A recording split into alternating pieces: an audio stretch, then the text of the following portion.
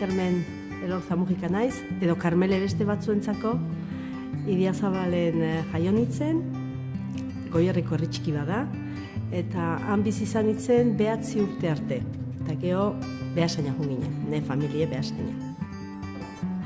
Bueno, dudaikin be, Gesto por la Pazen lan azertzan, hilketa horiek ez zuela onartzen, eta, klaro, hori aukera bat ematen zuen gizarte guzi, plaza jun, eta holako hilketa bat balin bazeon, manifestazio bat bezala, osea, protesta bat egitea.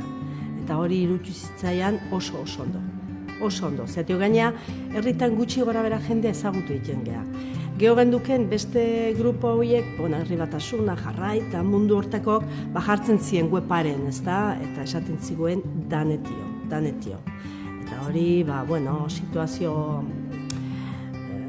etzan ona, bildurre zeon, bildurra hundie zeon.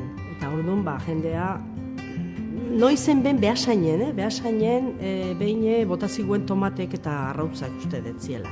Baina beti tensio bat egoten zan, bai. Goierriko egoerea zan oso gorra. Baleikena da, nire iruipena, baina baleikena da Euskadi mailan gorrenetako izango zala, Goierri. Nei askotan esan dire Beasainen traidora.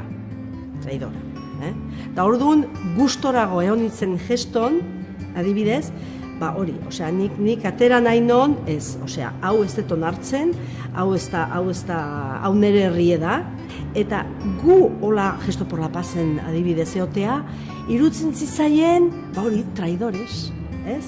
Nik ezakize pentsamentu zeuzken burun, hori Euskal Herri ean azan, eta gu ginen, gaiztok. Orduan, gizarten gu ginen gaiztok. Nik sentimentu hori eukino.